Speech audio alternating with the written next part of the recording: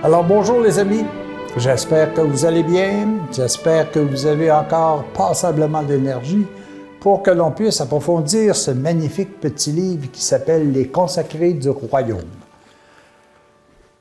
D'abord, je veux vous remercier. Je veux vous remercier pourquoi? Parce que ce petit livre-là, « Les consacrés du royaume », a été écrit en 1984. Je dois l'avoir lu des dizaines de fois. Mais j'ai vraiment pu comprendre certains secrets qui sont cachés à l'intérieur de ce livre-là, parce que justement, j'ai eu le goût de vous en parler. Mais pour vous en parler, j'ai pu réfléchir, j'ai pu méditer, j'ai pu essayer de comprendre ce qui était essentiel de dire et j'ai découvert des choses extraordinaires.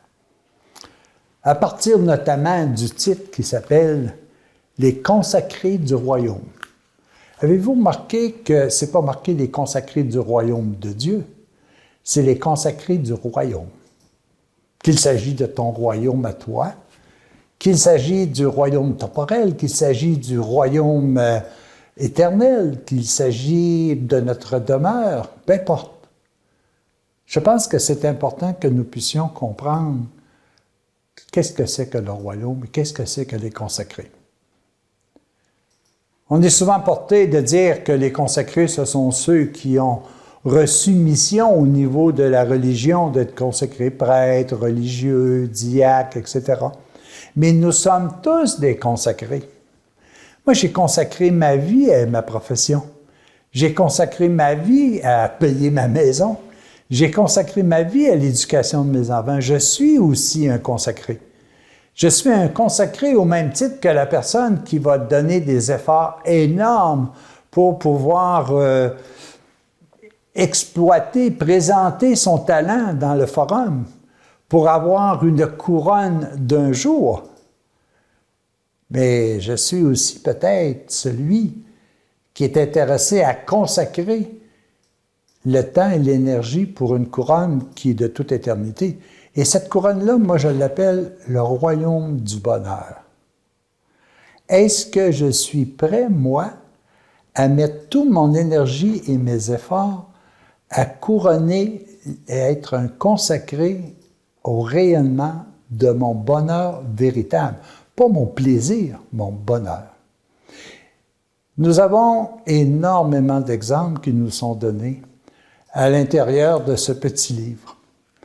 On voit très bien, par exemple, que Jésus est venu, il a consacré sa vie pour que l'on puisse comprendre quelque peu la vérité. Ça, je pense que c'est essentiel. Est-ce qu'on prend la peine de l'écouter? Est-ce qu'on prend la peine de le lire, de l'approfondir? Ça, c'est une autre chose. Nous avons des exemples qui sont importants à l'intérieur de nous comme à l'extérieur de nous. Nous savons très bien qu'à l'intérieur de nous, nous avons cette nationalité divine. Puis, si vous vous posez la question de savoir, est-ce que je l'ai véritablement la nationalité divine? Est-ce que vous êtes capable de répondre à cette question tout simplement? Est-ce que vous aimez? Est-ce que vous voulez être aimé? Il n'y a personne sur la Terre, dans la planète, qui ne peut pas répondre oui à ces deux questions-là. Et si vous répondez oui, c'est parce que vous voulez que s'intègre en vous le royaume de l'amour, de la paix et du bonheur. Des exemples comme ça, nous en avons énormément. Nous avons parcouru ces modèles, nous avons parcouru aussi une série d'outils qui nous sont donnés pour pouvoir accomplir ça d'une façon plus facile. Développer à l'intérieur de nous, par exemple, tous les dons qui sont inscrits. Développer cette vie qui est à l'intérieur de nous. Revoir tranquillement les béatitudes. Et là, nous tombons dans une dernière phase qui est quelles sont les vertus, les attitudes, les façons d'être qui peuvent nous aider véritablement à vivre et à être consacrés au royaume du bonheur, au royaume de l'amour, au royaume de notre paix que nous désirons tous. Le premier événement que je voudrais discuter avec vous, c'est l'humilité. Les petits du royaume.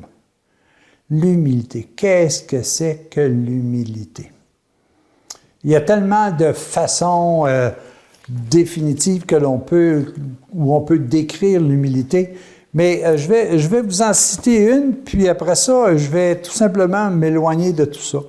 Être humble signifie reconnaître avec gratitude notre dépendance vis-à-vis l'amour du Père, du Fils et du Saint-Esprit. L'humilité comprend que nous avons un besoin constant de soutien et d'amour.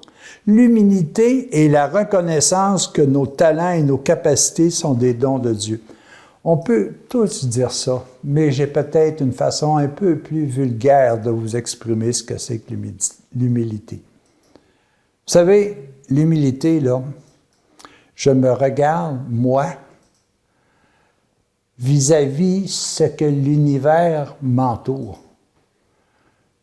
On regarde tout simplement tout ce qu'il y a dans l'univers, les milliards d'étoiles, les planètes. Je regarde autour de moi la nature. Je regarde autour de moi la complexité de mon être à l'intérieur sur le plan physique. Puis je regarde tout ça, puis je me dis, hey, je dis que je ne suis pas grand-chose, je suis un petit grain de sable à travers tout ça. Et ça, si je reconnais ça, c'est un signe d'humilité.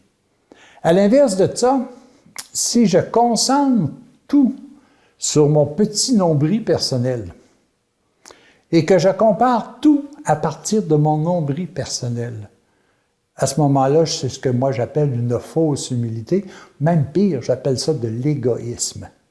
Je me compare aux autres et je me déclare toujours mieux que les autres. Je vais vous donner un exemple. Quelqu'un me posait la question un jour, est-ce que tu es capable de piloter un avion? Premier réflexe, c'est non.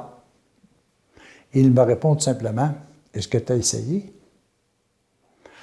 Alors mon non, c'est de la fausse humilité, parce que je n'ai pas essayé et je n'ai pas expérimenté. Si je l'avais fait, je pourrais répondre. Est-ce que, à titre d'exemple, est-ce que je suis capable de vivre pleinement dans l'amour, dans la paix, dans la joie? Si je dis non, c'est parce que est-ce que j'ai vraiment essayé? Est-ce que j'ai pu éprouver ce que l'humilité m'a apporté? Vous savez, les amis, la personne la plus humble que je connais, l'état d'être la plus humble, c'est l'amour. Dieu est amour, c'est l'amour. Il nous a tout donné, et tout a été créé sans notre effort. Et voyez, est-ce que nous en sommes conscients? Est-ce que nous sommes capables de regarder tout ce qui nous est donné, puis qui ne nous a jamais exigé de le remercier et de le glorifier? Nous autres, on le fait par la suite, parce que c'est nous autres qui avons parlé de tous ces éléments-là. Puis nous devons rendre gloire à. Est-ce qu'il nous a demandé de rendre gloire à? Il est tellement humble, l'amour est tellement humble qu'elle n'exige rien. Jésus vient sur terre et fait des miracles. Il guérit, il enseigne, il donne la parole. Mieux, il donne sa vie physique pour que l'on puisse avoir le chemin qui nous conduit au bonheur. Est-ce qu'il nous a demandé de le remercier éternellement, de se prosterner devant lui? Il nous a même dit, appelez-moi pas maître, il n'y a qu'un seul maître et c'est l'amour. Alors regardez comment est-ce que c'est simple là, dans le fond. Même l'être le plus puissant qui est autour de nous, qui peut accomplir des choses, puis même il nous dit en plus, si vous suivez mon enseignement, ce que je fais, vous le ferez et vous en ferez encore de bien plus grand. Alors, c'est une humilité qui est totale.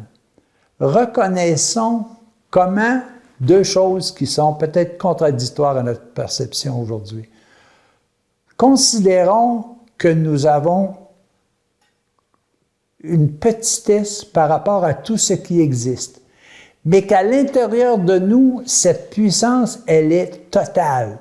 Nous devons jouer entre la reconnaissance avec humilité de ce que nous sommes, tout petits, tout en considérant avec puissance tout ce que nous avons à l'intérieur de nous. Jésus a même dit, une réponse à des gens qui l'accusaient de s'être dit à Dieu. Il dit, « Hey, ça ne vous a pas été dit dans les Écritures, ça, que vous êtes des dieux? Que tous ceux et celles qui pratiquent l'amour, pratiquent l'attribut principal de Dieu qui est l'amour. » Alors, vous voyez, on a un genre de conflit entre l'interprétation de ce qu'est l'humilité. Si je regarde toute la puissance que Dieu a placée à l'intérieur de moi, je ne peux pas dire que je vais même le blesser si je lui dis que je suis humble par rapport au spirituel.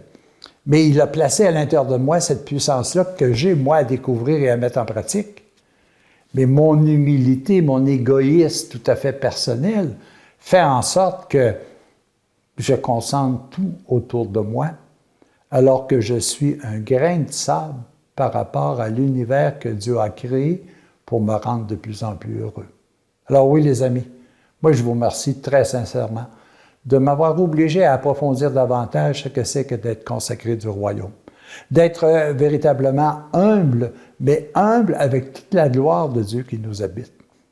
Continuons à réfléchir à cet élément-là, je pense que c'est essentiel. Nous aurons la chance d'en reparler et de l'approfondir davantage. Merci, à la prochaine.